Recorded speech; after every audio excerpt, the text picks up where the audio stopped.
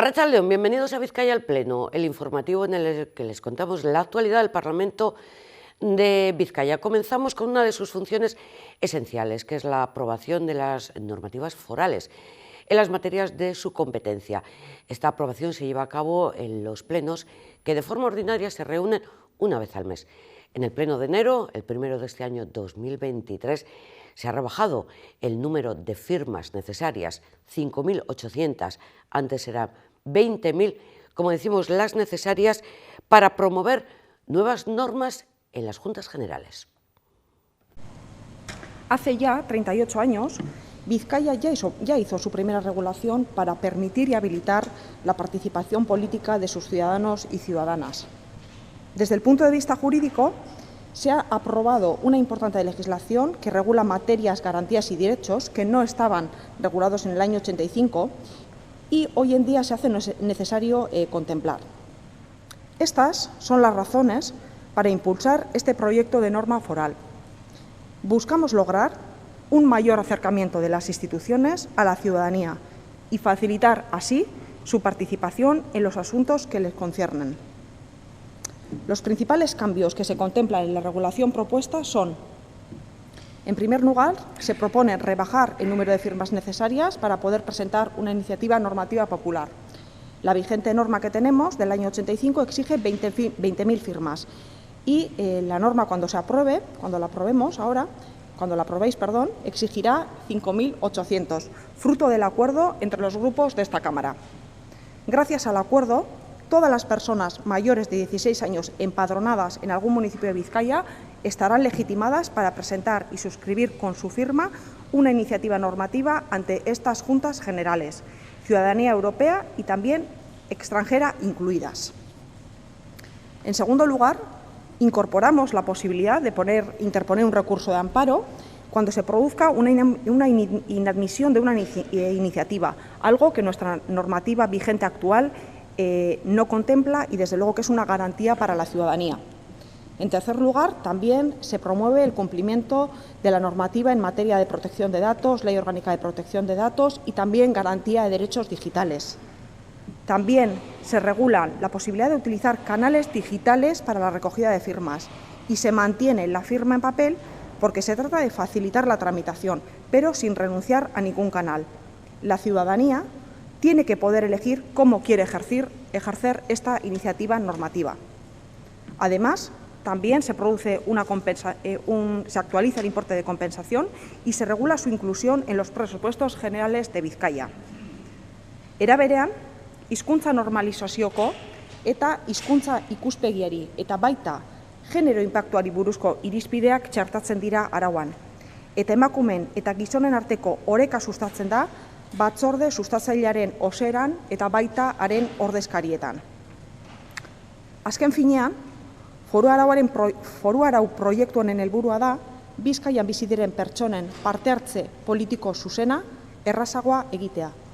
Eskerrak eman gure dautzuedaz talde guztioi akordiorako azaldu duzuen prestutasunagatik. Eskerrik asko. Todos los grupos se han mostrado de acuerdo en esta normativa, en esta rebaja, que por otra parte ha incorporado modificaciones por parte del Partido Nacionalista Vasco, Socialista, Euskal Herria Bildu y Elkarrekin Vizcaya. Por parte del Grupo Popular presentamos varias iniciativas, algunas de ellas han sido transadas, otras no. Bueno, podemos tener pequeñas divergencias. Se acaba de comentar la posibilidad que se establece en esta norma foral de que quepa un recurso de amparo ante el Tribunal Constitucional. Lo comentamos en comisión, nosotros vamos a votar a favor, pero es verdad que nos caben dudas jurídicas de hasta qué punto una norma foral puede habilitar algo que la Ley Orgánica del Tribunal Constitucional no habilita en su propia normativa. Es verdad que ha habido informes de legalidad y, por lo tanto, pues nada más que decir, pero sí es verdad que teníamos esa duda. Sin embargo, hoy sí que venimos a hablar de acuerdos. Tocaba, ¿no? Tocaba en algo que consideramos relevante y, sin ir más lejos, pues esta propuesta que hoy se debate. Quiero recordar que es algo que propusimos inicialmente hace ya unos meses desde nuestro grupo, fue desestimado pero pues por lo que sea, hoy para bien se ha llegado a un acuerdo. Quiero hilar con lo que decía la diputada foral, que la norma foral es, Vizcaya es pionera en participación, pero es que la norma es de 1985. Tocaba actualizar, porque sin ir más lejos, creo que al menos 3 apoderadas de esta Cámara nacieron después que esta norma foral. Me parece significativo. Y significativo es, por ejemplo, que eso se tradujera en que cosas que ya apuntamos en su momento, como que, por ejemplo, como ya se ha indicado, para participar en una iniciativa normativa popular se necesitan 20.000 firmas, cuando para una ILP en toda Euskadi se necesitan 10.000 firmas de toda Euskadi. Esta nueva norma foral reguladora de la iniciativa normativa popular pretende facilitar que la ciudadanía y los grupos sociales participen de la función normativa, haciendo más sencillo y menos restrictivo el procedimiento para proponer iniciativas que luego puedan ser debatidas en estas Juntas Generales. Hay materias que quedan excluidas, como aquellas que son competencia exclusiva de estas Juntas Generales, las de naturaleza tributaria, las relativas a organización, régimen y funcionamiento de las instituciones propias de nuestro territorio histórico, presupuestos y cuentas generales, así como las modificaciones tributarias, los diferentes planes territoriales y sectoriales, régimen de tutela de las entidades locales, régimen electoral, etc. A esta propuesta, objeto de debate en el día de hoy, se presentaron sendas enmiendas por parte de los grupos presentes en la Cámara y tanto desde el Grupo de Nacionalistas Vascos como Socialistas Vascos votamos en contra en la comisión del día 27 de diciembre, comprometiéndonos a trabajar una serie de propuestas transaccionales antes de este pleno ordinario, cosa que hemos cumplido. Hemos consensuado varias enmiendas, como la transaccional a la enmienda número 1 del Elkarrekin Bizkaia y número 3 de Euskal Herria Bildu, estableciendo en 5.800 el número de firmas de vizcaínas y vizcaínos necesarias para impulsar una iniciativa normativa siempre y cuando los firmantes cuenten con al menos 16 años de edad y estén empadronados en cualquiera de los municipios de Bizkaia. Zeintzuk dira adostu ditugun aldaketa nagusiak, batzuk azpimarratu dira, baina nik ere azpimarratu nahi dut. Lehenengoa da sinadura kopurua, lehen 20.000 eskatzen ziren, eta orain adostu duguna da 5.800, baina kopurua baino garrantzitsuagoa iruditzen zait, lortu duguna hori, eremu hori zabaltzea, hau da, 16 urtetik gorakoentzat, eta etorkinak, egia da ez guztiak, erroldatuta daudenak, eta azken finean, udal hauteskundeetan bozkatzeko aukera dutenek horiek ere, sinatzeko, hori herri ekimen legegilean parte hartzeko aukera izango dutela. Eta azpimarratu behar dugu hau garrantzitsua dela, eta esate baterako, Eusko Legebiltzarrak araututa duen herri ekimen legegilearen legean hori ez dagoela sartuta, ez? Hau Elkarrekin Bizkaia, Sozialisten, EAJ eta EH Bilduren artean adostu dugu. Beste adostasun bat izan da, emakumeen parte hartzea bermatzea. Batzorde sustatzailean, emakumeen eta gizonen presentzia orekatua izango dela, eta batzorde sustatzaileen ordezkariak izango diren 2 pertsonetatik gutxienez bat emakumezkoa izango da. Gure partetik egindako erdibidekoak usteot pausu edo pausutxu garrantzitsu bat emoten dabela. Eta dagokionari dagokizona. Hemen, foru arau honetan, proposamena indabena 18 urtetik 16 bajatzeko eta atzerritarrari boska baldintza batzu beteta boskauten itxitzeko izen da gobernue sustentauten daben alderdi bizena. Hori aitortu behar dugu danok. Eta horreri esker, adostasun zabal hori lortu dugu, ez boskan kopuruen bakarrik, bai, boska kopuru horretatik aparte, aipatu dute zen gai bizetan bebai.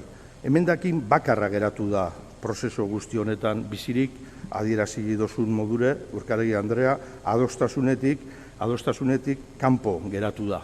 Eta berau geratu da adostasunetik kanpo, hau jasotzie legetik kanpo itxiko gaitzula ulertzen genduleko eta badakidalako zuepe bardin ulertzen dozuela. Honelako arautegizetan zerga izaerako araurik ez dalako sartzen. Gu badakigu, zue badakizue, Urkaegi Andrea ez da filosofi kontu bat edo aldarrikapen politiko kontu bat.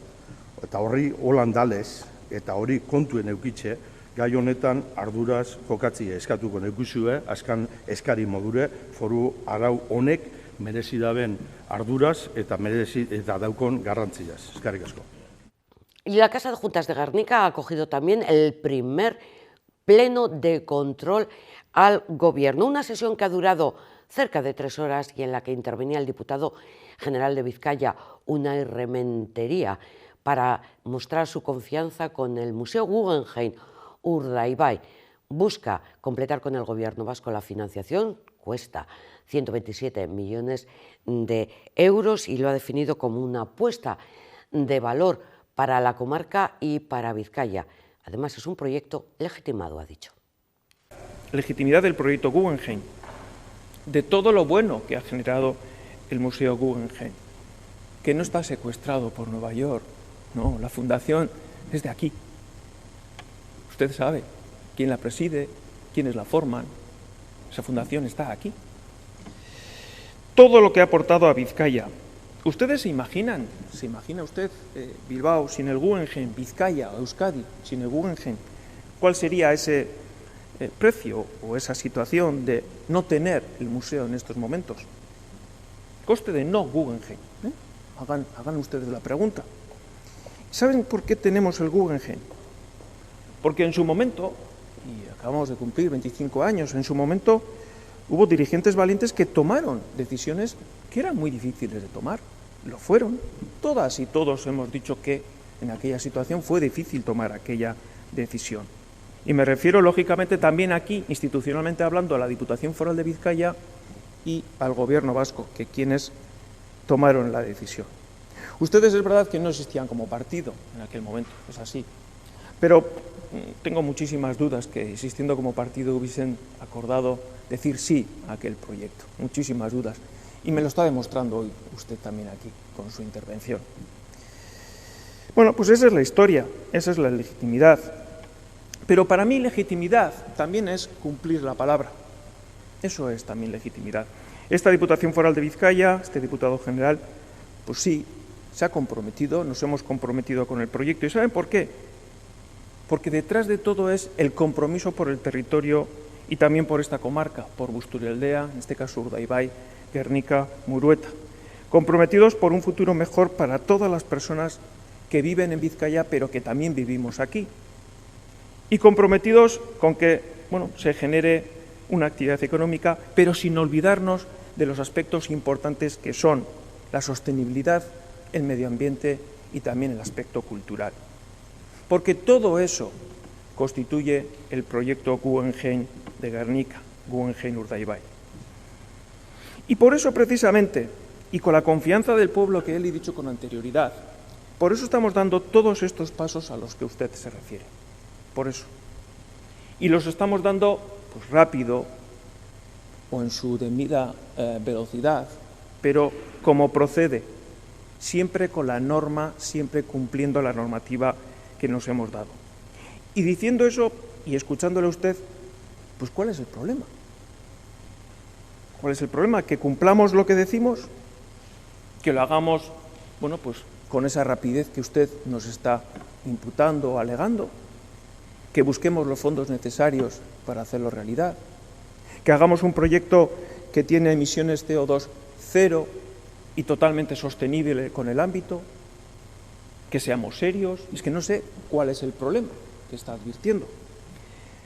El impuesto a las grandes fortunas, impuesto que tendría que aprobarse a nivel de fiscalidad de Vizcaya, es un impuesto temporal que viene del Gobierno central y, por tanto, primero tendrá que sacarse adelante en el Congreso como proyecto ley.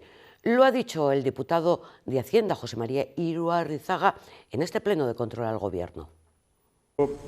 Sí me gustaría contextualizar un poco más en profundidad cuál fue el origen, el objetivo y las circunstancias que han concurrido en la relación con la creación por parte del Estado de este gravamen temporal.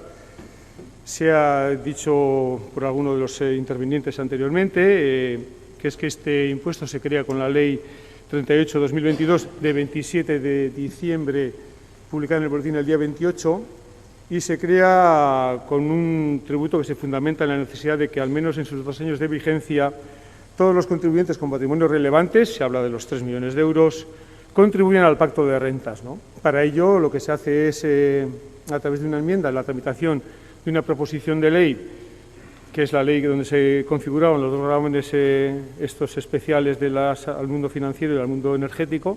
Se introduce un nuevo artículo, el tercero, que es la creación de este impuesto, con un carácter como complementario al impuesto de patrimonio en el Estado, impuesto de patrimonio que está cedido en su integridad a las comunidades autónomas, y se indica que la recaudación de que se obtenga por este nuevo impuesto pues no será objeto de cesión a dichas comunidades autónomas, ¿no? Como también se ha indicado, pues la Comisión Mixta del Concierto Económico se reunió el día 27 de diciembre por la tarde y se acordó los términos en que esta nueva figura tributaria se incorpora a lo que es el concierto económico, y ello pues, es la consecuencia de lo dispuesto en la disposición adicional segunda del concierto, que obliga, como en un caso como el de este, a que cuando se crean nuevas figuras tributarias, pues ambas administraciones deben acordar la pertinente adaptación del concierto económico, ¿no? Con el fin de que se incorpore esta figura pues, a nuestro ordenamiento tributario. Y el acuerdo alcanzado lo que reconoce es que es un nuevo impuesto concertado de normativa autónoma, que se exigirán los mismos términos establecidos que en el concierto económico que para el impuesto sobre el patrimonio, con los efectos para los ejercicios en que el nuevo impuesto temporal de solidaridad de las grandes fortunas mantenga su vigencia, que inicialmente estaba prevista para los ejercicios 22 y 23. En materia de transporte público, Euskal Herria Bildu ha preguntado al diputado de Transportes sobre el estudio informativo de la línea 5 del metro y los futuros licitadores de Bizkaibus. Se recogía dos opciones, una opción A y una opción B, que yo creo que todos conocemos. Entonces ahora paso a comentarle, a responderle las preguntas que me hace en su interpelación. ¿Cuál es la opinión general de la Diputación sobre el proyecto presentado? Bien, lo que yo puedo decirles es que el proyecto presentado fue firmado, como le acabo de decir, el 21 de octubre de 2022 por parte del Gobierno vasco, por el consejero de Economía y Hacienda y por el consejero de Planificación Territorial, Vivienda y Transporte, y por parte de esta Diputación Foral por su diputado general. Acabada la línea 3 de metro y realizados los estudios de las líneas 4 y 5, tenemos actualmente en exposición pública hasta el próximo día 31 de enero el futuro proyecto de la línea 5. La conexión definida en dicho estudio informativo deja el actual trazado entre Aris y Basauri y el límite entre Usánsolo y Bedia con servicio exclusivo de mercancías sin la prestación de un servicio de viajeros en ese ramal. Esa supresión de servicio supone dejar la operatividad de los actuales apeaderos de Suacho, Zarátamo-Galdakao y Usánsolo. Ello provoca que las administraciones públicas competentes, es decir, quienes han firmado dicho convenio, repito, Gobierno vasco y Partido Foral de Vizcaya, tengan la obligación de sustituir el actual servicio presentado por el sistema de movilidad que mejor se adecúe a la demanda que plantea la ciudadanía, en este caso de Usánsolo. En aras de ese compromiso, y ya que la solución de la movilidad alternativa a Usánsolo se enmarca dentro del ámbito del estudio informativo al que me acabo de referir, dicho documento deberá ser el que plantee la solución de movilidad que entienda mejor para la actual y futura demanda de los habitantes de Usánsolo. Segunda pregunta. ¿Está de acuerdo con que Usánsolo no disponga de estación en el centro del municipio? Pues mire, francamente, yo no le tengo que decir eso. Lo que sí puedo y debo hacer es una pequeña reseña histórica. En el año 2010 se realizaron los primeros estudios de demanda, que le he enseñado el estudio, apareciendo con fuerza las estaciones de Sarratu, Galdakao y Hospital, mientras que la demanda para las estaciones de Aperribai, Bengoetxe y Usánsolo eran muy discretas.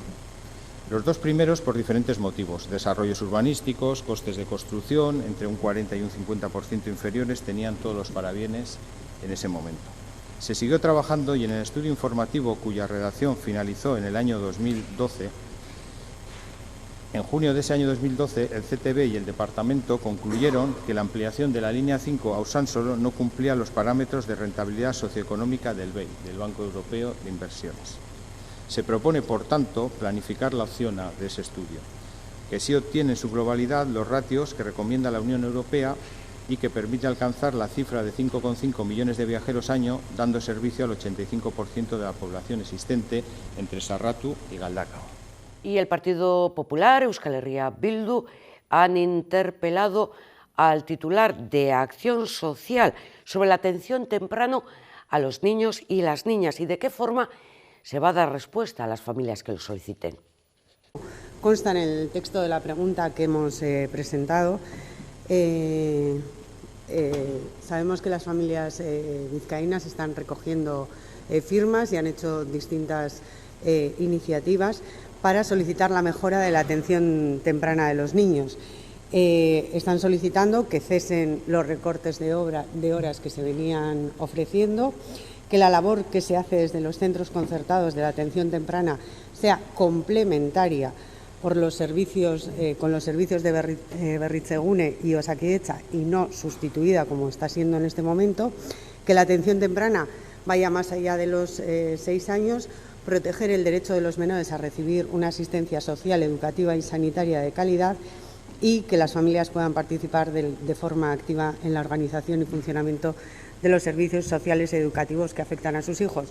Y por eso queríamos saber qué piensa hacer la Diputación en relación con estas peticiones que están siendo trasladadas por las familias vizcaínas. Gracias. Bueno, zentzu berean oso galdera antzeko aurkeztu dugu eta ez dute errepikatuko Alderdi Popularreko ordezkariak egindako azalpena berdintsua delako, baina jakin badakigu diputatuak eta bere departamentua familia hauekin bilduta egon direla, orduan galdera pizkat findu nahi genuke eta gustatuko litzaiguke jakitea bilera horretan hartutako konpromisoekin zer egiteko asmoa duzue eta nola bermatuko dituzue bilera horretan hartutako konpromisoak. Eskerrik asko. El presupuesto efectivamente destinado, se han subido las horas prescritas, en el año 2022 ha crecido un 12% y se ha situado en el ejecutado en 4.384.605 euros para atención temprana. Y la última ampliación, para dar satisfacción a todas las horas prescritas, la hicimos el 20 de diciembre del año pasado en el Consejo de Gobierno de ese mismo martes. Y para que tampoco queden dudas, es un 16% más en 2022 que lo ejecutado en 2019, año previo a la pandemia.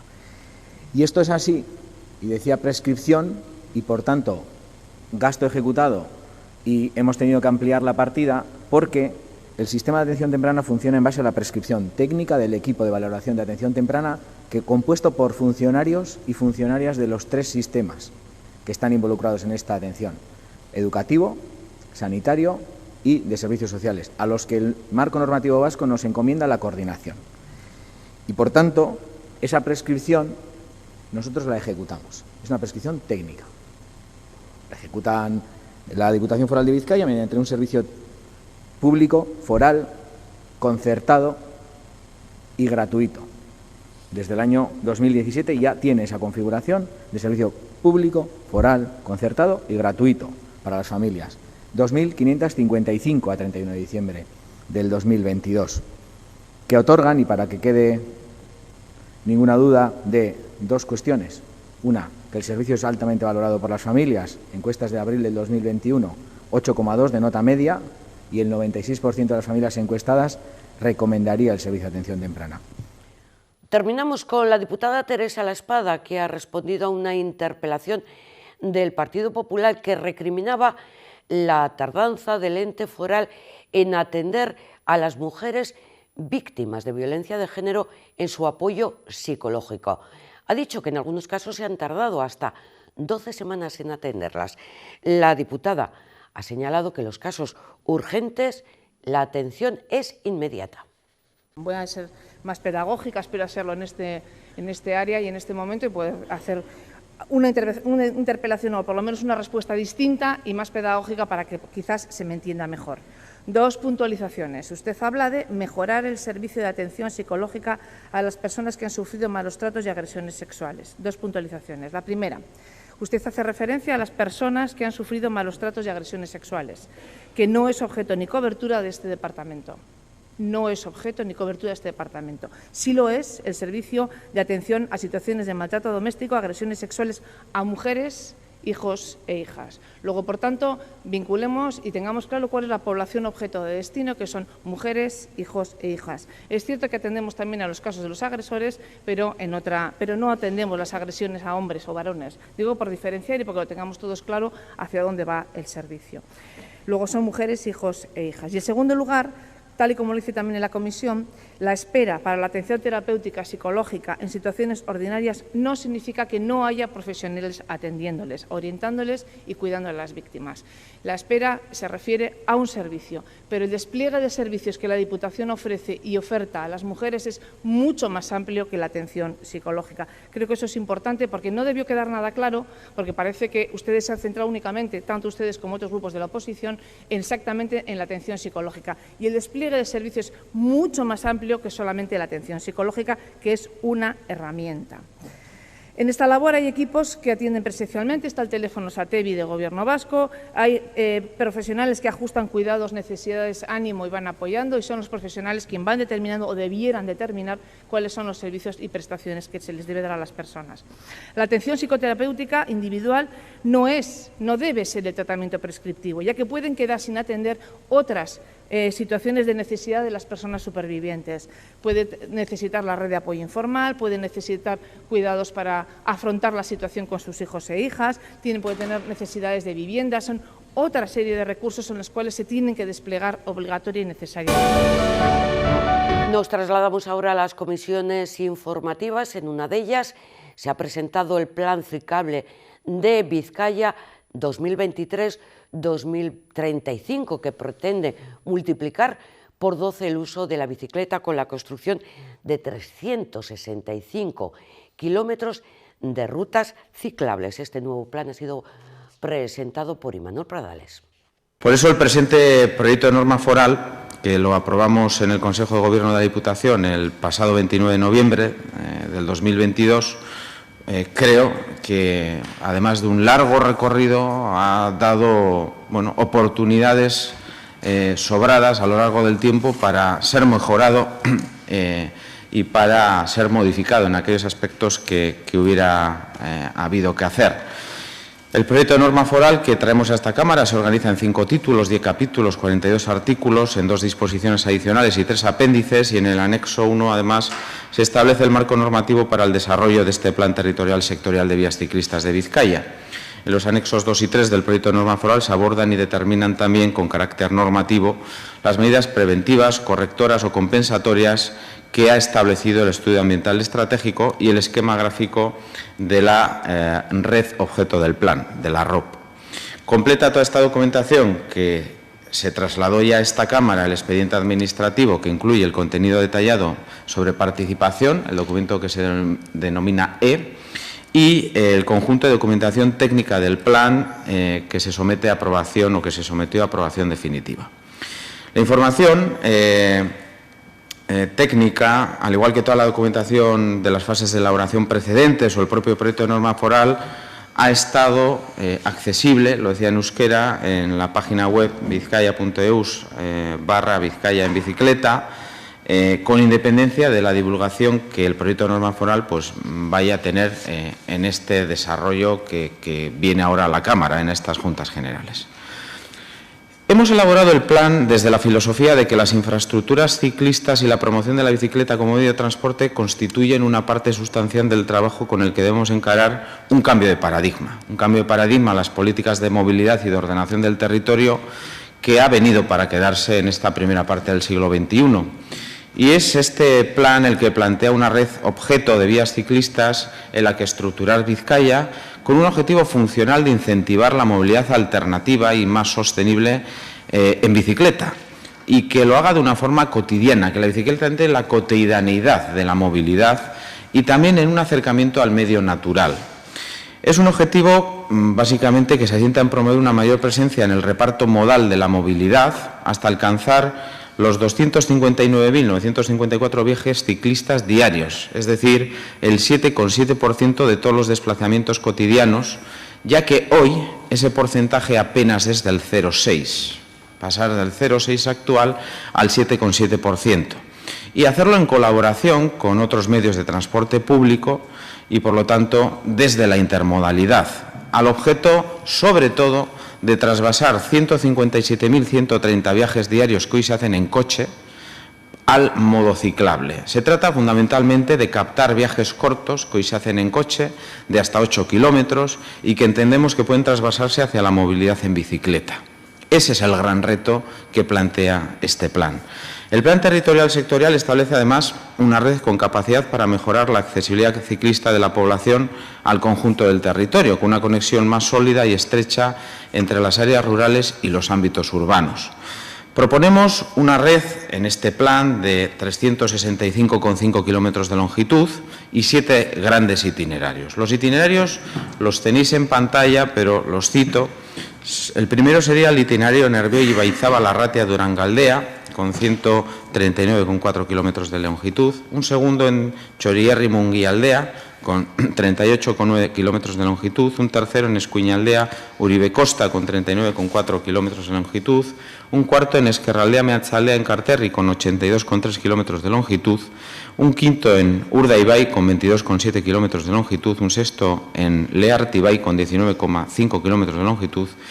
Y un séptimo y último en Bilbao, con 19,5 kilómetros de longitud.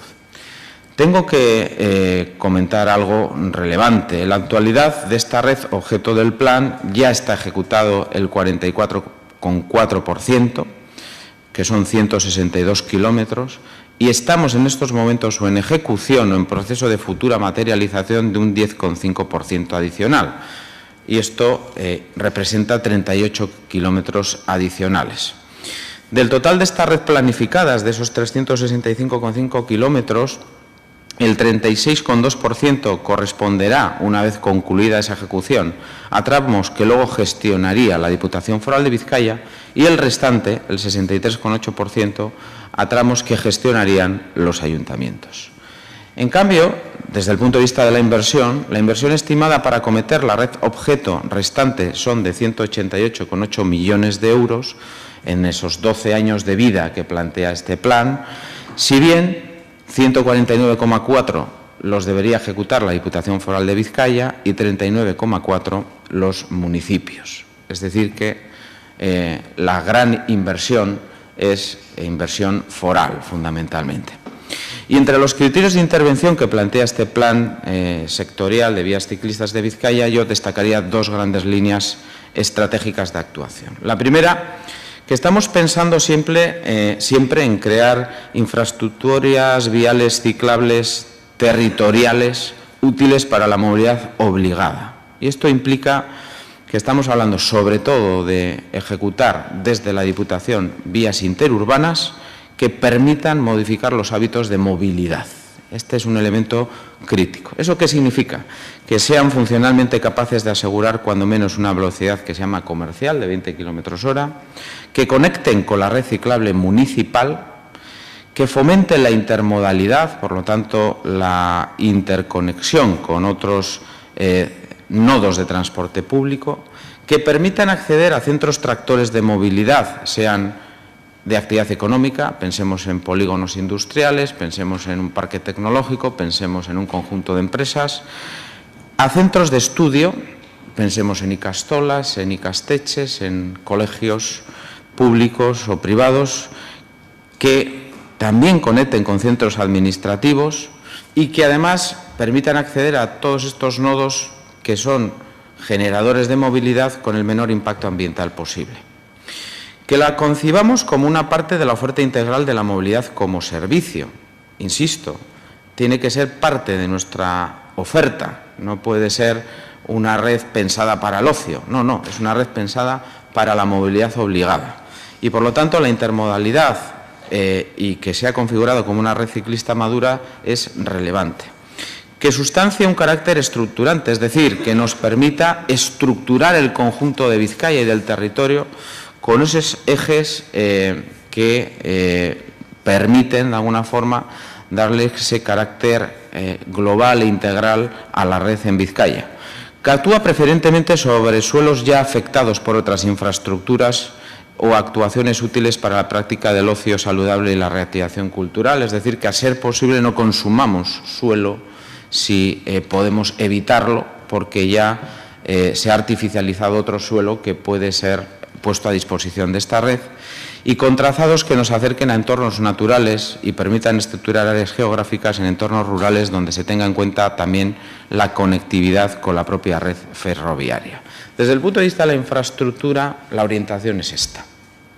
Desde el punto de vista del fomento, del uso y de la ciclabilidad y de la intermodalidad, también la propia norma plantea que se favorezca un uso seguro de la bicicleta propia o el acceso a la bicicleta compartida con sistemas públicos o privados como el que recientemente se ha puesto en marcha, en este caso de carácter público, en Bizkai Bici, con ese acuerdo con diferentes municipios en el entorno del Bilbao metropolitano, implementando sistemas de custodia, de transporte y de mantenimiento también de las bicicletas, que es un elemento fundamental para que haya un uso normalizado de la misma, con aparcamientos seguros e inteligentes junto a los nodos intermodales, en combinación con soluciones, por lo tanto, de traslado limitado a bordo, en los sistemas que llaman de Smart Biking. Ayer se presentaban en Baracaldo aparcamientos de bicis seguros en este sentido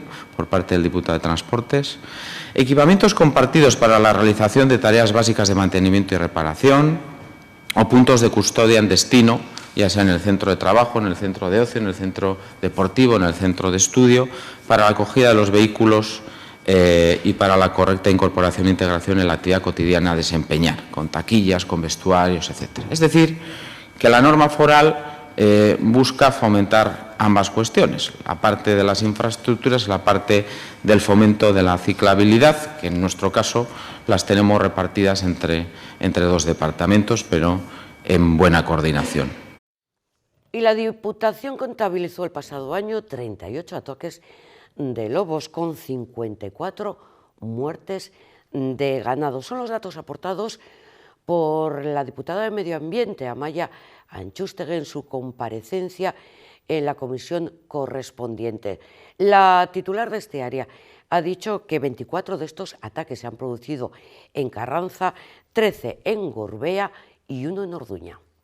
No nos consta denuncia formal sobre la presunta muerte de lobos en Carranza, pero sí disponemos de información de los diferentes ataques realizados por los mismos. Los datos que voy a ofrecer son todos a fecha 27 de diciembre del 22, pero no ha habido variación en ese sentido. Número de ataques por lobo en Carranza, en total 24, número de ataques en el primer semestre 5 y número de ataques en el segundo semestre 19.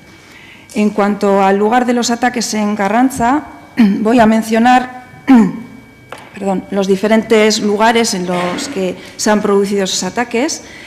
3 han sido en el Puntón y luego en los sitios que voy a comentar ha habido un ataque en cada uno de ellos. En La Llosa, en la Llana de Elisa, que está cerca del Puntón, la Huerta de Angelín, la Casa de Angelín, la Huerta de Casa, Casco Urbano de San Cipriano, entre Cubio y Las Ánimas Sierra, la Huerta, finca en Casco Urbano de Sierra, Las Tayuelas, La Campona, Sandeloya, Matienzo, Salduero, El Cuadro, Prado de Manzaneda, Sopeña, Soscaño, Aldea Cueva, Arreturras, El Retiro, en Valnera, y Brezal, barrio La Presa. En cuanto al tipo de ganado, la muerte o herido irrecuperable o herido. En cuanto al ovino, muertos o heridos irrecuperables, 29 y heridos 5. Respecto a bovino, muerto o herido irrecuperable, 2, herido 1. Avestruz, muerto o herido irrecuperable, 1 y herido ninguno. Por lo tanto, total de animales muertos o heridos irrecuperables, 32 y heridos 6. Tal y como comentáis en vuestra solicitud de comparecencia, realizamos peritajes y procedemos a indemnizar al colectivo de ganaderos y ganaderas a través de la línea de ayudas que publicamos todos los años, y reguladas por decreto foral por el que se establecen las indemnizaciones económicas por los daños producidos por buitres y lobos en la ganadería.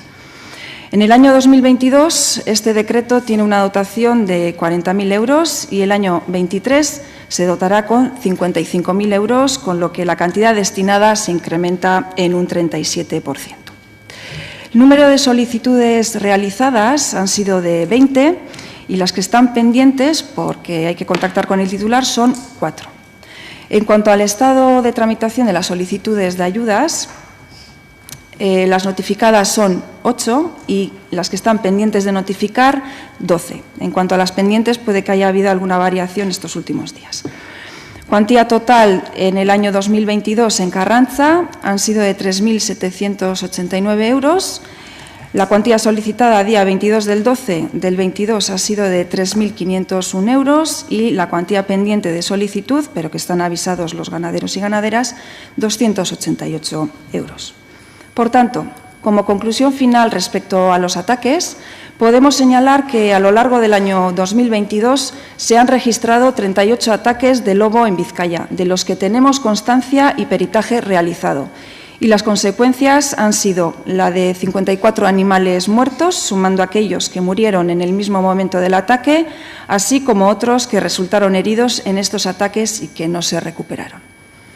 Y para ir terminando, en cuanto a las medidas preventivas que se van a adoptar por parte de la Diputación Foral de Vizcaya, adelantar que mañana, día 10 de enero, pasará por Consejo de Gobierno para su aprobación la propuesta de decreto foral por el que se destinarán ayudas dirigidas a establecer medidas preventivas ante la fauna silvestre.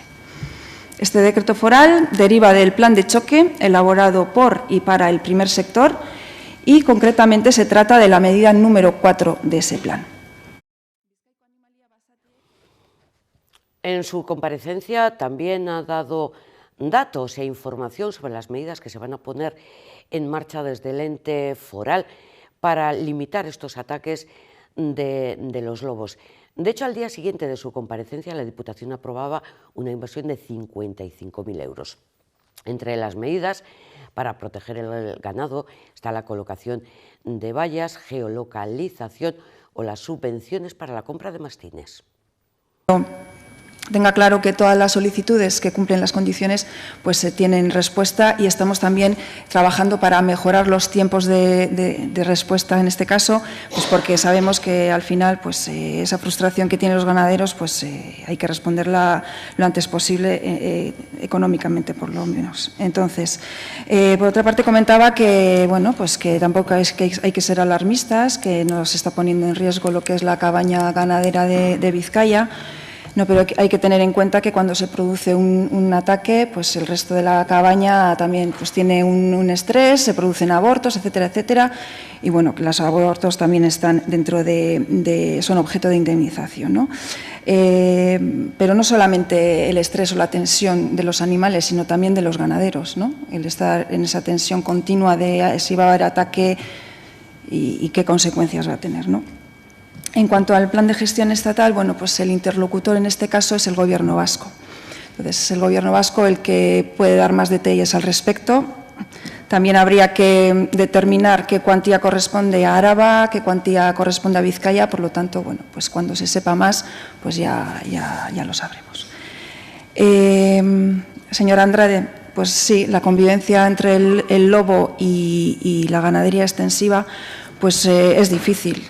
Está claro, pero bueno, hay que buscar un punto de equilibrio entre la existencia de la ganadería extensiva y la presencia del lobo, ¿no? El plan de gestión que está elaborando el Gobierno vasco pues tiene que ir en esa línea. Para ello, pues estamos trabajando para a ver qué medidas se pueden adoptar. Usted pues, decía que al que hay que controlar es al lobo, geolocalización, etcétera. Bueno, pues ya estamos trabajando en diferentes medidas de tipo tecnológico y no estamos de brazos cruzados, ¿vale? No será fácil, está claro, pero en ello estamos y debemos de ser garantes, por una parte, en la protección del lobo y también en la viabilidad de la ganadería extensiva, ¿no? Y estamos en colaboración con los ganaderos y ganaderas de Vizcaya.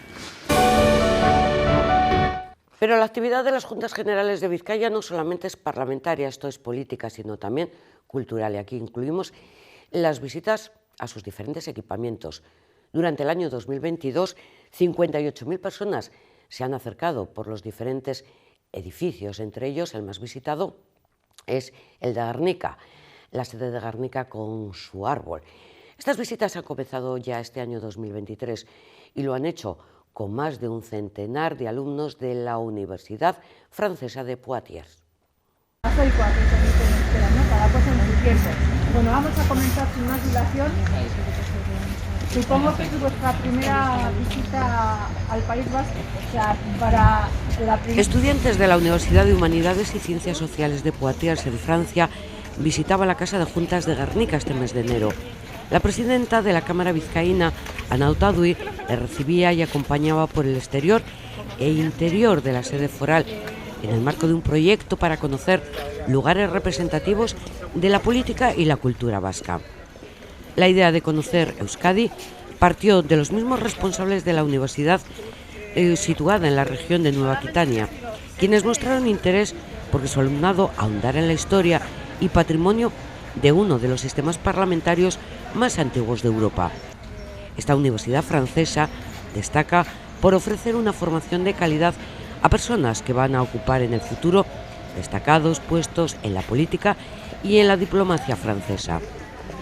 La universidad organiza anualmente un viaje a los países vecinos con el objetivo de que su alumnado conozca realidades políticas y sociales del entorno próximo.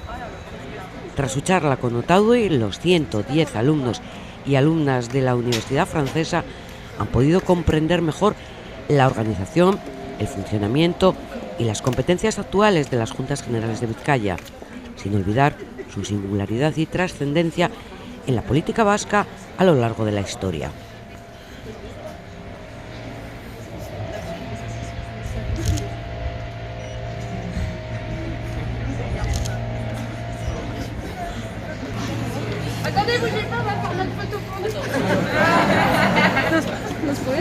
Sí, sí. A raíz de aquella fecha histórica, el resto de lehendakaris, presidente del gobierno vasco, el resto de lehendakaris han jurado aquí su cargo, bajo la sombra del árbol de Gernika. Y también jura su cargo en este lugar el diputado general de Vizcaya, porque hasta ahora únicamente hemos tenido lehendakaris y diputados generales hombres del territorio histórico de Vizcaya. Y con esos datos, quedaros con la imagen, con la foto, con este lugar que es sagrado, con este árbol que tiene tanto significado y tan especial para todo el pueblo vasco. Del mundo, intentaba transmitir antes que la nuestra es una de las democracias más antiguas del mundo y lo que aprendió aquí nuestro sistema organizativo y aquella tradición que también fue fuente de inspiración para instaurarlo en los Estados Unidos de América.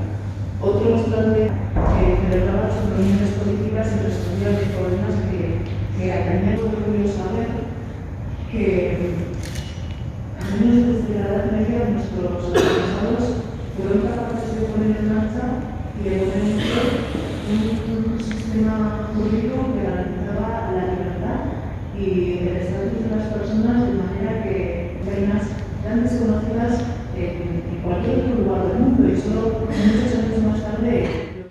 Otro de los apartados culturales son las exposiciones. En este caso hablamos de la exposición itinerante de textos jurídicos producidos en euskera, que es visible en la sede de Hurtado de Amézaga hasta el próximo 4 de marzo. A través de imágenes y gráficas se muestran textos en euskera que han tenido relevancia histórico-jurídica. Las Juntas Generales de Vizcaya y Euskaltzaindia acogen en la sede bilbaína de la Cámara Foral la exposición itinerante Itxaklege, que contiene una muestra de textos en euskera que han tenido una relevancia histórica. La Academia de la Lengua Vasca organizaba este proyecto en colaboración con el Parlamento Vasco, el Parlamento de Navarra, las Juntas Generales de Álava, Vizcaya y Guipúzcoa y el Ayuntamiento de Bayona.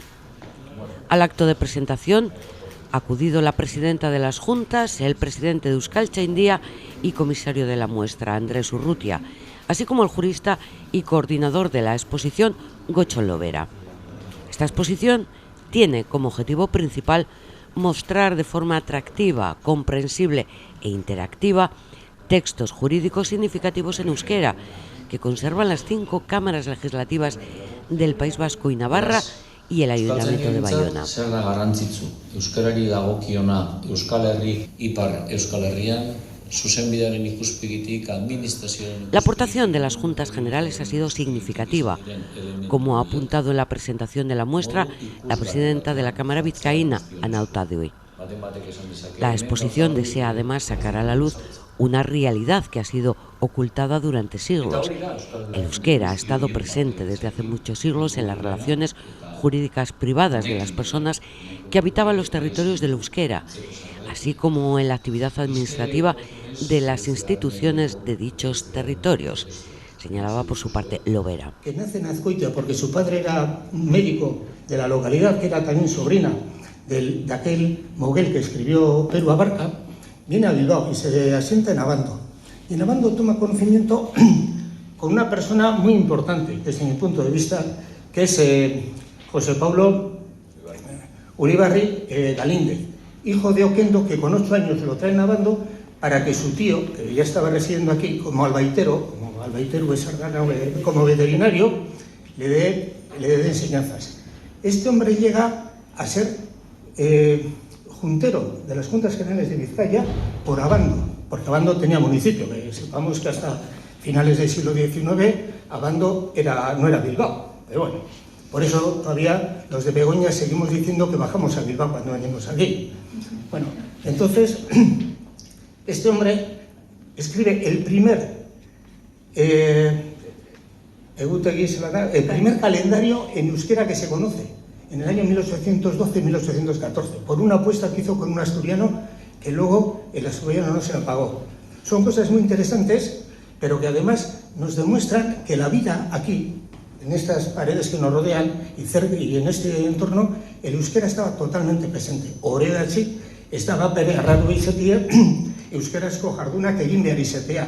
Eta ardun, Espainiako korregidorea etorten zanean, eta erderaz botaten zituan gauzak, pero ara juten ziraneri zertzen jakue, azaldu behar jakue esan. Hor badago gauza bat oso politia dana, badago aspaldiko zer bat, esaten dagoena Bizkaiko batzar nagusietako alduna izateko erderaz jakin bidala. Bueno, ematen dago, hemen bere pase foral aplikatu egin zela. Ze hona etorten zairen korregidoria derrigor egin behar izaten zen, itzulpena bestiek ulertu izateko. Es una tradición del pase foral también muy acendrada en el país, ¿no? Bueno, entonces este tipo de textos nos demuestran, este por ejemplo es un texto totalmente político. Como se decía al tiempo, no hay texto más político que la ley. La norma con rango de ley es el texto más político que existe porque demuestra cuál es la intención del que gobierna. Y aquí, ¿qué le ocurre a Luis de Borbón? Este también era bueno, todavía más para el tema de después, ¿no? Se casó morganáticamente, ya sé lo que quiere decir, nos casamos porque hay que casarse, pero no porque, en fin. Entonces se casó morganáticamente para que los Borbones, en este caso Fernando VII, pues pudiera seguir haciendo las cosas. Pero Fernando VII, en un momento determinado, cuando le viene mal, después de ese absolutismo cerrado que tiene de 23 al 30, le vienen mal las cosas, ¿qué hace?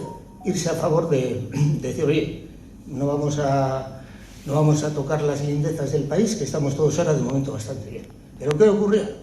Que el clero pues no estaba muy por la labor. Entonces, ¿qué hace Luis de Borbón? Hace esta pastoral para leer en todas las iglesias, para decirle a los curas que no se desmandasen del ganado. Hau da, ardi galdue ez.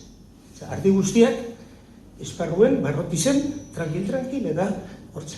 Eta, amaitzeko, nik uste dut badala oso erakusketa ederra batez bere daukan balizo ikuspegi barrikoagatik.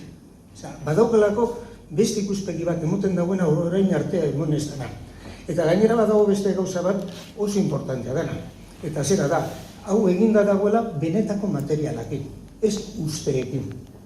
Y desde mi punto de vista es lo más importante, ¿no? Que cuando se hace cualquier tipo de trabajo que quiera tener un mínimo de rigor científico, se debe realizar con materiales, no con ideas preconcebidas, o como decía aquí, voy a hacer que los hechos digan lo que yo tengo ya establecido previamente en mi cabeza para que esto salga como yo quiero. Pues no, esa es la realidad.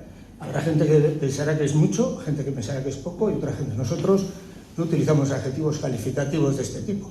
Decimos esto es lo que... Entre los escritos que ha cedido el Parlamento de Vizcaya se encuentra el Fuero Viejo de Vizcaya, que llegó a ser, a partir de 1452, ley constitucional y Código Civil, Penal y Procesal. Otro de los tesoros que salen de las Juntas de Vizcaya es un escrito de Vicenta Antonia Moguel, la primera mujer vasca traductora que tradujo al euskera en 1820 la carta pastoral del cardenal y arzobispo de Toledo, Luis de Borbón, escrita para apoyar públicamente a Fernando VII.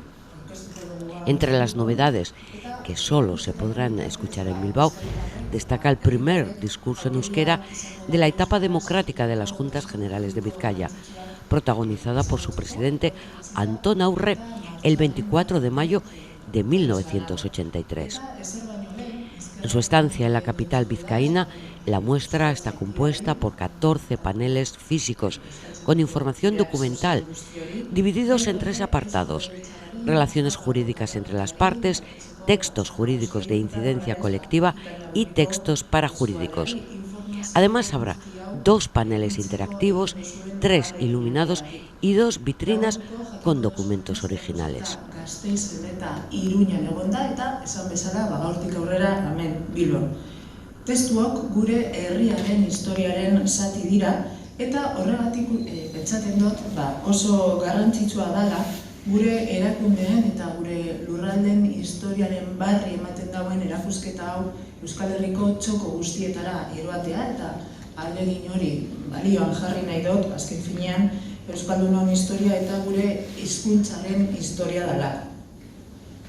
Como indica el título de la exposición Hitzak Lege, los y las vascas siempre hemos creído que la palabra dada es sagrada y que es ley, y de ahí que se considere que las y los vascoparlantes han utilizado el euskera en sus relaciones jurídicas y esta exposición refleja el lugar que ha ocupado el euskera en el derecho escrito a lo largo de la historia. Diría que la aportación de las Juntas Generales de Vizcaya ha sido significativa y quiero agradecer también aquí la presencia de los compañeros de las Juntas Generales de Vizcaya que han colaborado desde nuestra institución y que hemos hecho esta aportación gracias a ellos también, ¿no? Como digo, Vizcaya aporta documentos antiquísimos y de gran relevancia tanto en el ámbito político como en el social, ¿no? Entre los escritos en euskera que se han cedido se encuentra el Fuero Viejo de Vizcaya, que como sabéis llegó a ser, a partir de 1452, ley constitucional y código civil, penal y procesal. Y otra de las contribuciones de estas Juntas Generales de Vizcaya es un escrito de Vicenta Antonia Moguer, la primera mujer traductora vasca, que tradujo al euskera en 1820 la carta pastoral del cardenal y arzobispo de Toledo, Luis de Borbón, escrita para apoyar públicamente a Fernando VII. Este escrito pone de manifiesto la relevancia de las mujeres en una época en la que siempre estaban en un segundo plano. ¿Qué deciros, no? Las mujeres han sido las grandes olvidadas en nuestra historia, pero todos sabemos que a lo largo de la historia han desarrollado funciones muy importantes y aquí tenemos un claro ejemplo de ello. Esatia bebai, Bilboko egoitza honetan entzuteko aukeria izango dugula, Batzar Nagusiak berrezarri zirenean gure lehenengo presidenteak, Anton Aurre lehendakariak euskeraz eman zuen lehenengo berbaldia 1983 urtean. Ez dut luzatu nahi eta ez dut hemen ikusi ari esan altxor guztien berri eman nahi. Pentsatzen dut egokizena dela herritarrak bertara hurbiltzea eta bertatik bertara ezagutzia hemen erakusten diren altxor hauek guztiak. Esta exposición ha sido organizada por Euskaltzaindia y diferentes instituciones vascas y navarras. Y con ello finalizamos febrero. Tendremos una próxima cita con Vizcaya en pleno y toda la actualidad político-cultural del Parlamento de Vizcaya, que son las Juntas Generales.